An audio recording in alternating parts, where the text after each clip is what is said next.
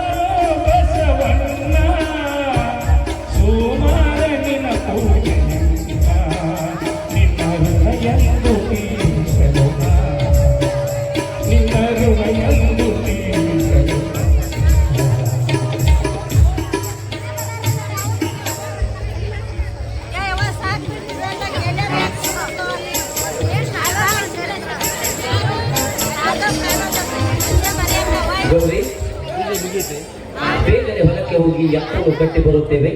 ನೀನು ಪೂಜೆಯನ್ನು ಮುಗಿಸಿ. ಆದಷ್ಟು ಬೇಗನೆ ಬಂದ್ಬಿಡಿ.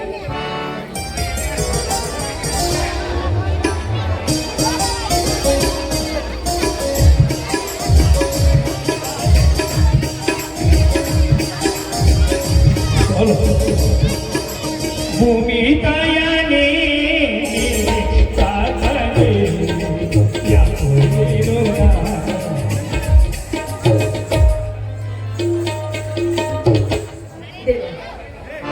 ಬಸವನನ್ನು ಪೂಜಿಸಿ ಈ ಮನೆಯನ್ನು ನಂದಾದೀಪವಾಗಿ ಇರಿಸುವಂತೆ ನಿಮ್ಮಲ್ಲಿ ನಾನು ಪ್ರತಿನಿತ್ಯ ಬೇಡಿಕೊಳ್ತಾ ಇದ್ದೇನೆ. ನನ್ನ ಗಂಡನಿಗೆ, ನನ್ನ ಮೈದುನರಿಗೆ ಕಿಂಚಿತ್ ಕಷ್ಟ ಬರದಂತೆ ಅವರು ಕಾಣುವ ಕನಸನ್ನು ನನಸು ಮಾಡುವಂತ ನಿನ್ನಲ್ಲಿ ನಾನು ಶರವಣಿ ಬೇಡಿಕೊಳ್ಳುತ್ತೇನೆ. ಗೌರಿ, ಪೂಜೆ ಆಯ್ತೆ, ಬೇಗನೆ ಪ್ರಸಾದವನ್ನು ನಾವು ಹೊಲಕ್ಕೆ ಹೋಗುತ್ತೇವೆ. ನೀವು ನಂತರ ತುತ್ತಿ ಗಂಟನ್ನು ತೆಗೆದುಕೊಂಡು ಬಾ. ಯಾವಾಗ ಔಷಧ ತಗೊಳ್ತೇನೆ, ನಾನು ಹೇಳೋ ಮಾತನ್ನು ಕೇಳಿ. ನೋಡಿ, ಪೂಜೆ ಅಂತೂ ಮುಗಿತು. ತಾವೆಲ್ಲರೂ ದೇವರಿಗೆ ನಮಸ್ಕರಿಸಿ ಈ ವರ್ಷವಾದರೂ ಮನೆ ತುಂಬ ಬೆಳೆ ಬರಲಿ ಅಂತ ಆ ದೇವರಿಗೆ ನಮಸ್ಕರಿಸಿ ಬೇಡಿಕೊಳ್ಳಿ.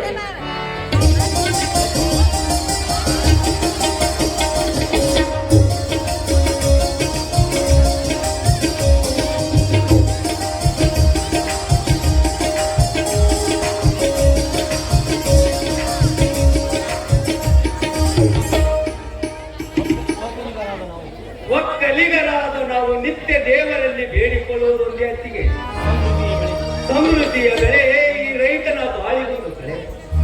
ಆ ದೇವರ ದಯ ಬಂದಿದ್ದರೆ ನಮ್ಮ ಬದುಕೆ ಹಾಲು ಜೇಡಿನ ಮಳೆ. 16 ವರ್ಷಗಳಾದರೂ ಹೆಚ್ಚು ಮಳೆಯಾಗದೆ ಬಯಸಿದಷ್ಟು ಬೆಳೆ ಬಾರದೆ ಸಂಸಾರ ಸಾಗಿಸಲು ಸಾಲವಾಡಿ ಆ ದುಷ್ಟ ಧನವಂತರ ಕಪಿಮುಷ್ಟಿಯಲ್ಲಿ ನಮ್ಮ ಬದುಕು ಸಿಲುಕಿಕೊಳ್ಳಬಾರದೆಂದು ಆ ದೇವರಲ್ಲಿ ಬೇಡಿಕೊಳ್ಳುತ್ತಿರುವೆನಮ್ಮ. ಸಾಲ ಮಾಡುವುದು, ಮಾಡಿದವ ಸಾಲವನ್ನು ಹೊರಡಿ ತೀರಿಸುವುದು ಅದು ಯಾವಾಗಲೂ ಇದ್ದಂತಿತ್ತಮ್ಮ.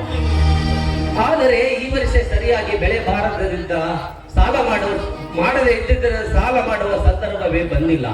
ಆದರೆ ಈ ವರ್ಷ ಸಾಲ ಮಾಡದೆ ಬೇರೆ ದಾರಿನೇ ಇಲ್ಲ ತಮ್ಮ. ಯಾಕೆಂದರೆ ಹೋದ ವರ್ಷ ಸರಿಯಾಗಿ ಮಳೆ ಬಾರದೆ ಇದ್ದ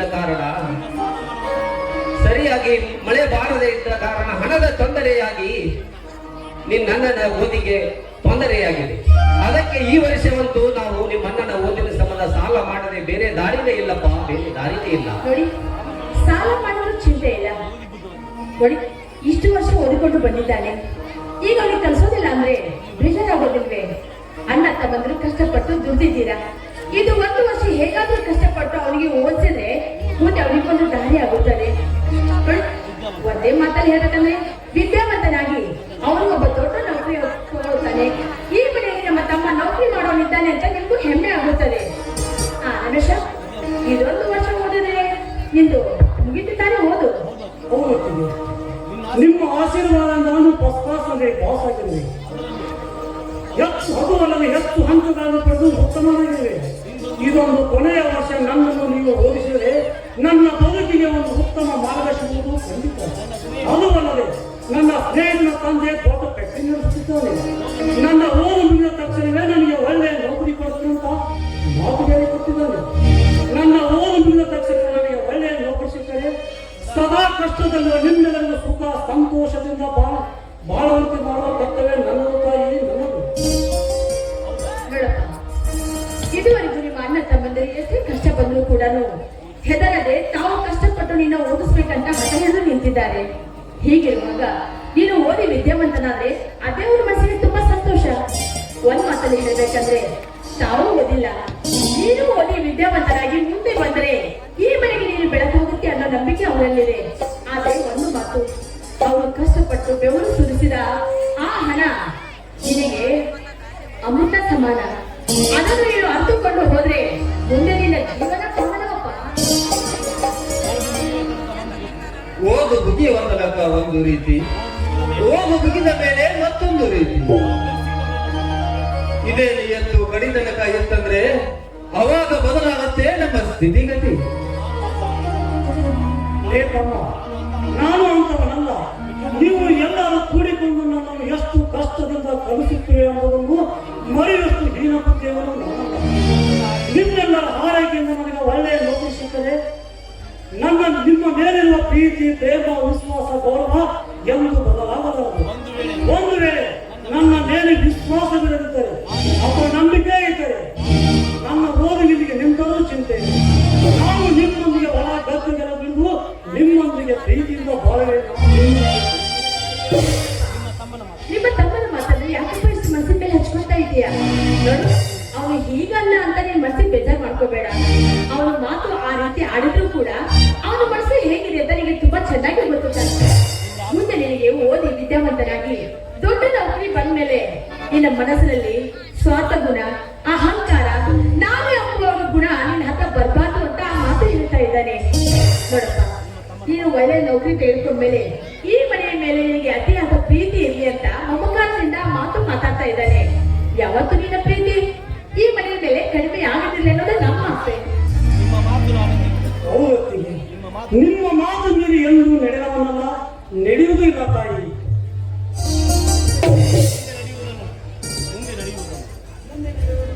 ಮುಂದೆ ನಡೆಯುವುದನ್ನ ಯಾರ ಕಂಡಿದ್ದಾರಂತೆ ನೀವು ಈ ರೀತಿ ಮಾತನಾಡುತ್ತಿದ್ದೀರಿ? ಸದ್ಯ ಅವನ ಓದು ಮುಗಿಯಲಿ, ಅವನಿಗೊಂದು ನೌಕರಿ ಸಿಗಲಿ. ನೋಡು ತಮ್ಮ, ಒಕ್ಕಲತನದಲ್ಲಿ ಈಗಂತೂ ಯಾವ ಸುಖಾನೂ ಇಲ್ಲ. ಹಿಂದೊಮ್ಮೆ ಒಕ್ಕಲತನವೇ ಶ್ರೇಷ್ಠವಾಗಿ, ನೌಕರಿ ಕನಿಷ್ಠವಾಗಿತ್ತು. ಆದರೆ ಕಾಲಕ್ಕೆ ಸರಿಯಾಗಿ ಬೆಳೆ ಬಾರದೆ ಇದ್ದ ಕಾರಣ, ಹೊಟ್ಟೆ ತುಂಬಲಾರದಷ್ಟು ಬೆಳೆಗೆ ಬಾರದೆ ಇದ್ದ ಕಾರಣ ಮಾಡಿದ ಸಾಲವನ್ನು ಬಂದ ಮಾಲನ್ನೇ ಮಾರಿ ಶ್ರೀಮಂತರಿಗೆ ಸಾಲ ಕೊಡುವಂತ ಪರಿಸ್ಥಿತಿ ಬಂದೊದಗಿದೆ ತಮ್ಮ. ನೇಕಾರನ ಹೆಂಡತಿ ಬೆತ್ತಲೆಯನ್ನು ಹಂಗ ಉಪವಾಸ ವನವಾಸ ಬೀಳುವಂತ ಪರಿಸ್ಥಿತಿ ಬಂದೊದಗಿ ತಮ್ಮ ರೈತರಿಗೆ. ಅದಕ್ಕಾಗಿ ನಿನಗೆ ಎಷ್ಟೇ ಸಾಲ ಮಾಡಿದರೂ ಚಿಂತೆ ಇಲ್ಲ. ನೀನು ಓದಿ ವಿದ್ಯಾವಂತನಾಗಿ ನಮ್ಮ ಮನೆಯ ಬೆಳಗುವಂತ ಭಾಗ್ಯವಂತ ನೀನಾಗಬೇಕು ತಮ್ಮ, ನೀನಾಗಬೇಕು. ಅಣ್ಣ ಅತ್ತಿಗೆಯರ ಪಾಲನೆ ಮಾಡಿದರೆ ನಾನೆಂದು ಬದಲಾಗದೆ ನಮ್ಮ ಮನೆಯ ಬಡತನವನ್ನು ನಿವಾರಣೆ ಮಾಡಿರಲ್ಲ. ನಿನ್ನ ಮಾತು ಸತ್ಯವಾಗಿದೆ. ಆ ಶಿವನ ಕೃಪೆ ನಿನಗಿರಲಿ. ಒಟ್ಟಿನಲ್ಲಿ ಹೇಳಬೇಕಂದ್ರೆ ನೀವೆಲ್ಲ ಅಣ್ಣ ತಮ್ಮಂದಿರು ದೂರವಾಗದೆ ಕೊನೆಯವರೆಗೂ ಒಂದಾಗಿಲ್ಲ ಅನ್ನೋದೇ ನನ್ನ ಹಿರಿಯ ಆಸೆ. ನಮ್ಮ ಗಾರಿಗೆ ಒಲೆಯದ ಸರಸ್ವತಿ ನೆಲೆಗೊಳಿಸಿದ್ದಾಳೆ. ದೊಡ್ಡ ಆಫೀಸರ್ ಆಗಬೇಕು ಅನ್ನೋದೇ ನಮ್ಮ ಆಸೆ. ನಮ್ಮ ಆಸೆಯನ್ನು ನಿರಾಶೆ ಮಾಡದೆ ಮುಂದೆ ನೀನು ಅರಿವುಳ ಮಾಡೋಣ. ನಾನಂದ ಮಾತಿನಿಂದ ನಿನಗೆ ಮನಸ್ಸಿಗೆ ನೋವಾಗಿದ್ದರೆ ದಯವಿಟ್ಟು ಕ್ಷಮಿಸಿ ಬಿಡಲ್ಲ. ನೀನು ಹಾಗೆಲ್ಲ ಅನ್ನಬೇಡ. ನೀನು ನನ್ನೆಲ್ಲ ಪ್ರೀತಿಯ ತಮ್ಮ ನೀನು. ಅಣ್ಣ, ಇವತ್ತು ನೀನು ನನ್ನ ಜೊತೆ ಹೊಲಕ್ಕೆ ಬರುವುದು ಬೇಡ. ನೀನು ಸಾಹುಕಾರನ ಹತ್ತಿರ ಹೋಗಿ ತಮ್ಮನಿಗೆ ಎಷ್ಟು ದುಡ್ಡು ಬೇಕೋ ಅಷ್ಟು ದುಡ್ಡು ತಂದುಕೊಂಡು ಎಷ್ಟೇ ಸಾಲವಾಗಲಿ ನನ್ನ ತಮ್ಮ ಓದಿದರೆ ಸಾಕು. ಸಾಲವನ್ನು ತೀರಿಸಲು ದೇವರು ರಟ್ಟೆಯನ್ನು ಕೊಟ್ಟಿದ್ದಾನೆ. ರಟ್ಟೆ ತುಂಬಾ ಶಕ್ತಿಯನ್ನು ಕೊಟ್ಟಿದ್ದಾನೆ. ಚಿಂತೆ ಯಾಕೆ ಮಾಡ್ತೀಯಣ್ಣ? ಚಿಂತೆ ಯಾಕೆ ಮಾಡ್ತೀಯ? ಅಣ್ಣ, ಎಂದಿಗೂ ಸಾಹುಕಾರನ ಹತ್ತಿರ ಸಾಲ ಬಾರದೆಂದರು ಅವನ ಕೈಯಲ್ಲಿ ಸಾಲ ಮಾಡುವ ಹಾಗೆ ಸಮಯ ಸಂದರ್ಭ ಬಂಧಿಸ ಬಯಸಿದೆ. ಸಾಲ ಮಾಡದಿದ್ರೆ ಅಣ್ಣ ಮುಂದೆ ಹೋಗುವಂತಿಲ್ಲ. ಸಾಲ ಮಾಡಿದರೆ ಅವನ ಕೆಟ್ಟ ಕಣ್ಣು ನಮಗೆ ಬಿಟ್ಟಿದ್ದಲ್ಲ. ನೀನೆನ್ನುವ ಮಾತು ನಿಜವಿದೆಯಾ ಆನಂದ? ನೀತಿಯಿಂದ ನಮ್ಮಷ್ಟಕ್ಕೆ ನಾವು ಇಲ್ಲಿ ತನಕ ಬದುಕ್ತಾ ಬಂದಿದ್ದೀವಿ. ನಾವು ಅವನಿಗೆಂದು ಕೆಟ್ಟವಾಗಿ ಕಂಡಿಲ್ಲ, ನಾವು ಅವನಿಗೆಂದು ಬೇಡವಾಗಿ ಬದುಕಿಲ್ಲ. ನೋಡಪ್ಪ, ನಮ್ಮಷ್ಟಕ್ಕೆ ನಾವಿದ್ದರಾಯ್ತು.